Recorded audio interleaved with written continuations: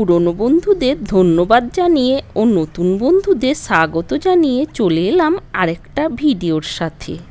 পুরো ভিডিওটা একটা লাইক দিয়ে দেখার অনুরোধ রইল, আর রেসিপিগুলো ভালো লাগলে চ্যানেলটা সাবস্ক্রাইব করার অনুরোধ থাকলো। চলুন তাহলে রেসিপিটা শুরু করা যাক। নিলাম কয়েক পিস পটলের ওপরের খোসাটা ছাড়িয়ে নিয়েছি। তারপর পটলের দুদিকের অংশটা কেটে বাদ দিয়ে দিয়েছি। এবার প্রত্যেকটা পটলের দুদিকটায় আমি এইরকমভাবে কাট লাগিয়ে নেব। আর এইরকমভাবে কাট লাগিয়ে নেওয়ার কারণ হচ্ছে পটলের মধ্যে লবণ মশলা বেশ ভালোভাবে যাতে ঢোকে সেই জন্য। আর হ্যাঁ, এখানে বলিনি, আমি পটলের ওপরের যে পাতলা খোসাটা থাকে ওটাই আমি ছাড়িয়ে নিয়েছি। সবগুলোর খোসা তুলে নিয়ে বেশ ভালোভাবে ধুয়ে নিয়েছি। একটা কড়াইয়ের মধ্যে দিয়ে দিলাম বেশ কিছুটা পরিমাণ সর্ষের তেল। অবশ্যই রান্নাতে আপনারা যে যেমন তেলের ব্যবহার করেন সেই হিসাবে তেলটা বাড়িয়ে কমিয়ে নেবেন। এবার এই পটলগুলো এই তেলের মধ্যে দিয়ে দিচ্ছি। এবার বেশ ভালোভাবে একটু এগুলো ভেজে নেব। আমি এই রেসিপিটা বানানোর জন্য 8 পিস পটলের ব্যবহার করেছি। আপনাদের প্রয়োজন অনুযায়ী পটলটা বাড়িয়ে কমিয়ে নেবেন। এবার কিছুক্ষণের জন্য ঢাকা দিয়ে দিয়েছিলাম। আর এই পটলটা ভাজার আগে পটলের গায়ে আমি একটু লবণ মাখিয়ে নিয়েছিলাম। পটলের গায়ে লবণটা মাখিয়ে তারপর আমি ভাজতে দিয়েছি। এবার বেশ কিছুক্ষণ সময় নিয়ে ঢাকা দিয়ে দিয়ে পটলগুলো আমি কিন্তু উল্টে পাল্টে ভালোভাবে ভেজে নেব, কারণ পটল ভালোভাবে ভাজা না হলে একদম রেসিপিটা খেতে ভালো লাগবে না। দেখুন, পটলগুলো দেখেই বুঝতে পারবেন যে বেশ ভালোভাবে ভাজা হয়ে গেছে। এবার আমি এই পটলগুলো এই প্লেটের মধ্যে তুলে নিচ্ছি। এর থেকে আর বেশি লাল করে ভাজার দরকার নেই, এই রকমভাবে ভেজে নিলেই হবে। এইদিকে আমি পটলগুলো ভাজতে দিয়ে একটা মশলা বানিয়ে নিয়েছিলাম। ওই মশলার মধ্যে নিয়েছিলাম কয়েক পিস কাজু, তার সাথে নিয়েছিলাম 2 চামচ পোস্ত। অবশ্যই আপনারা যেমন পটল ব্যবহার করবেন সেই হিসাবে মশলাটা কমিয়ে বাড়িয়ে নিতে পারেন। আর তার সাথে দিয়েছিলাম 2 চামচ মিল্ক পাউডার। এগুলো সব একসাথে একটা পেস্ট বানিয়ে নিয়েছিলাম।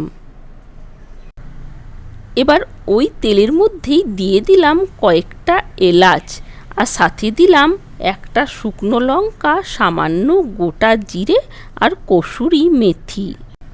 আর কালারটা ভালো আসার জন্য ওই তেলের মধ্যেই দিয়েছিলাম সামান্য লঙ্কার গুঁড়ো। অবশ্যই লঙ্কা গুঁড়োটা নিজেদের স্বাদ অনুযায়ী দিয়ে নেবেন। এবার এর মধ্যে দিয়ে দিলাম ওই বানিয়ে রাখা পেস্ট, যার মধ্যে আছে কাজু, পোস্ত আর মিল্ক পাউডার। তার সাথে দিলাম মিক্সির বাটি ধোয়া জল। এবার বেশ ভালোভাবে একটু মশলাটা কষিয়ে নেব।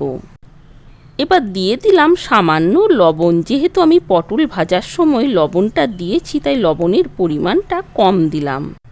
লবণটা দিয়েও মশলাটা বেশ ভালোভাবে ঢাকা দিয়ে দিয়ে কম ফ্লেমে একটু কষিয়ে নেব।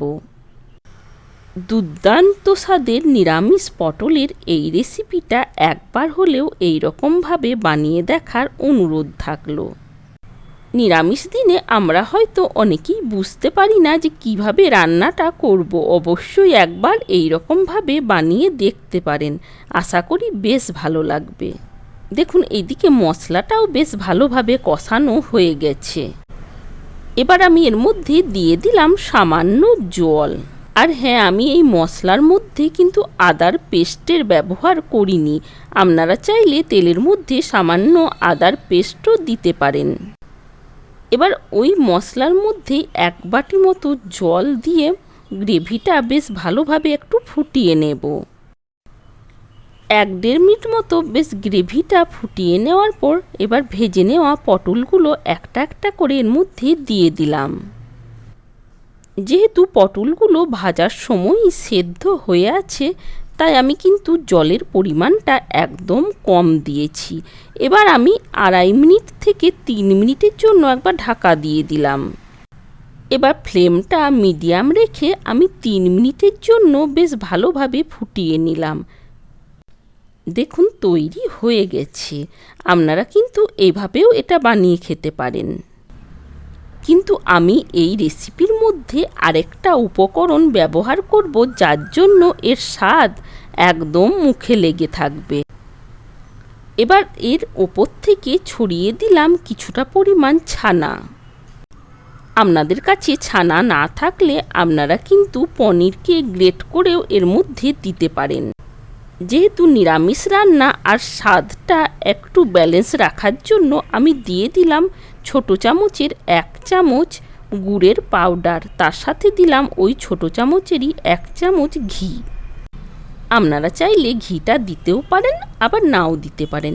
এবার বেশ ভালোভাবে একটু নাড়াচাড়া করে নেব। এই রেসিপিটা শুধু ভাত দিয়ে নয়, ভাত, রুটি, পরোটা সব কিছুর সাথেই কিন্তু দুর্দান্ত লাগে। অবশ্যই একবার এই রকমভাবে বানিয়ে দেখার অনুরোধ থাকলো। 1 মিনিটের জন্য একবার ঢাকা দিয়ে দিয়েছিলাম। 1 মিনিট পর ঢাকাটা খুলে নিলাম। দেখুন তৈরি হয়ে গেছে। এবার এটা একটা প্লেটের মধ্যে সার্ভ করে নেব।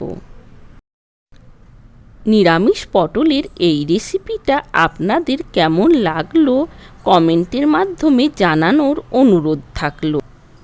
আর ভালো লাগলে একটা লাইক দেওয়ার।